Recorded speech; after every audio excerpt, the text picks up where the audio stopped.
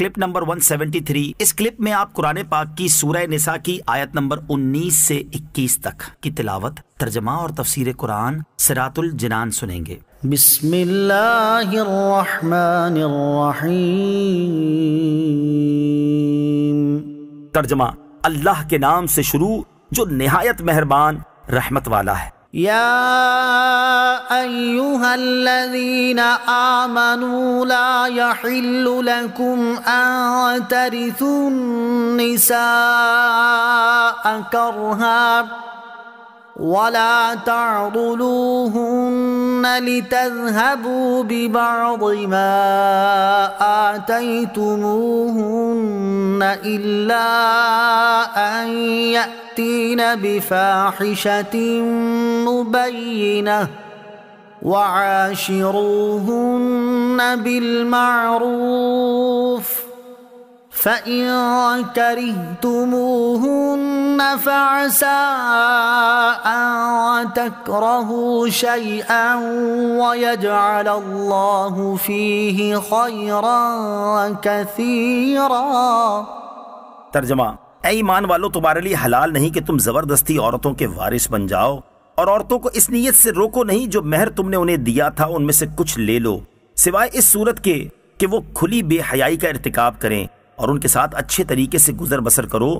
پھر اگر تمہیں وہ ناپسند ہو تو ہو سکتا ہے کہ کوئی چیز تمہیں ناپسند ہو اور اللہ اس میں بہت بھلائی رکھ دے۔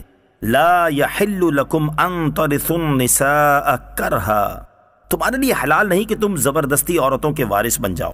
اسلام سے پہلے اہل عرب کا یہ دستور تھا کہ لوگ مال کی طرح اپنے رشتہ داروں کی بیویوں کے بھی وارث بن جاتے، پھر اگر چاہتے تو مہر کے بغیر انہیں اپنی زوجیت میں رکھتے یا کسی اور کے ساتھ شادی کر دیتے اور ان کا مہر خود لے لیتے، یا انہیں آگے شادی نہ کرنے دیتے بلکہ اپنے پاس ہی رکھتے تاکہ انہیں جو مال وراثت میں ملا ہے وہ ان لوگوں کو دے دیں، اور تب یہ ان کی جان چھوڑیں، یا عورتوں کو اس لیے روک رکھتے کہ یہ مر جائیں تو یہ روکنے والے لوگ ان کے وارث بن جائیں۔ الغرض وہ عورتیں ان کے ہاتھ میں بالکل مجبور ہوتیں اور اپنے اختیار سے کچھ بھی نہ کر سکتی تھیں۔ اس رسم کو مٹانے کے لیے یہ آیت نازل فرمائی گئی، لِتَذْهَبُوا بِبَعْدِ مَا آتَيْتُمُوهُنَّ، تاکہ جو مہر تم نے انہیں دیا تھا اس میں سے کچھ لے لو۔ حضرت عبداللہ ابن عباس رضی اللہ تعالیٰ عنہما نے فرمایا کہ یہ آیت اس شخص کے متعلق ہے جو اپنی بیوی سے نفرت رکھتا ہو اور اس کے ساتھ بدسلوکی اس لیے کرتا ہو کہ وہ پریشان ہو کر مہر واپس کر دے یا مہر معاف کر دے۔ اس سے اللہ تعالیٰ نے منع فرما دیا۔ ایک قول یہ ہے کہ لوگ عورت کو طلاق دیتے پھر رجوع کر لیتے، پھر طلاق دیتے، اس طرح عورت کو معلق یعنی لٹکا ہوا رکھتے تھے، وہ نہ ان کے پاس آرام پا سکتی نہ دوسری جگہ شادی کر کے گھر بسا سکتی۔ اس کو منع فرمایا گیا۔ بیویوں پر ظلم و ستم کرنے والے غور کریں۔ یہاں جو حالات زمانہ جاہلیت کے بیان کیے جا رہے ہیں ان پر غور کریں کہ کیا انہی حالات پر اس وقت ہمارا معاشرہ نہیں چل رہا؟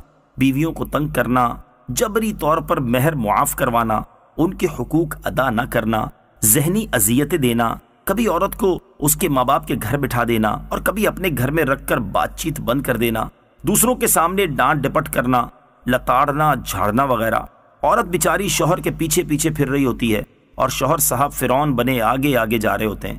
عورت کے گھر والوں سے صراحتاً بیوی کے ذریعے نت نئے مطالبے کیے جاتے ہیں، کبھی کچھ دلانے اور کبھی کچھ دلانے کا۔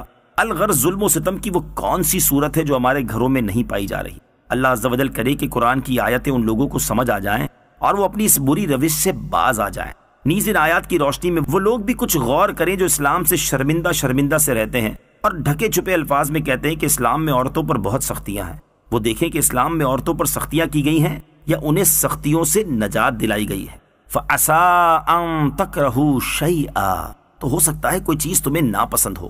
گھروں کو امن کا گہوارہ بنانے کے لیے ایک بہت عمدہ نفسیاتی طریقہ بیان کیا جا رہا ہے۔ بیوی کے حوالے سے فرمایا گیا کہ اگر بد خلقی یا صورت اچھی نہ ہونے کی وجہ سے عورت تمہیں پسند نہ ہو تو صبر کرو اور بیوی کو طلاق دینے میں جلدی نہ کرو، کیونکہ ممکن ہے کہ اللہ تعالیٰ اسی بیوی سے تمہیں ایسی اولاد دے جو نیک اور فرما بردار ہو، بڑھاپے کی بے کسی میں تمہارا سہارا بنے۔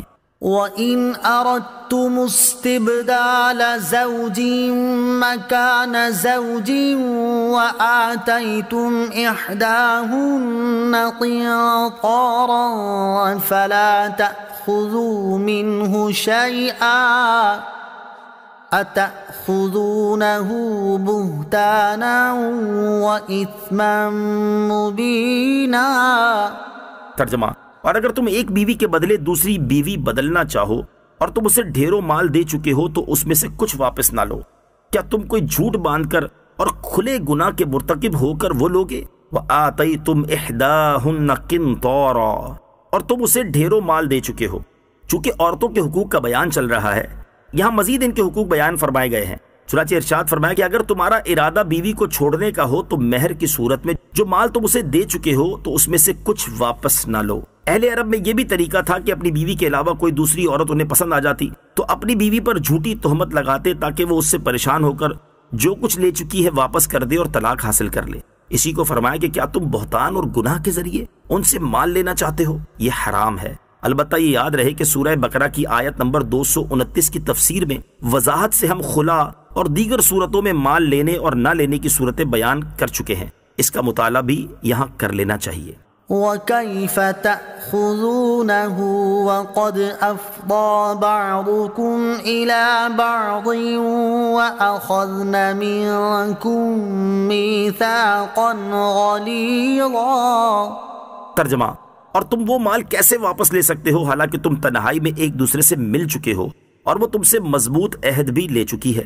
وَكَيْفَ تَأْخُذُونَهُ، اور تم وہ مال کیسے واپس لے سکتے ہو؟ مہر کی واپسی کا بیان کرتے ہوئے مزید فرمایا کہ تم وہ مال عورتوں سے کیسے واپس لے سکتے ہو حالانکہ تم تنہائی میں ایک دوسرے سے مل چکے ہو اور وہ تم سے مضبوط عہد بھی لے چکی ہے۔ وہ عہد اللہ تعالیٰ کا یہ ارشاد ہے، فَإِمْسَاكُمْ بِمَعْرُوفٍ أَوْ تَسْرِيحٌ بِإِحْسَانٍ۔ ترجمہ: کہ اچھے طریقے سے انہیں رکھو گے اور اگر چھوڑو گے تو اچھے طریقے سے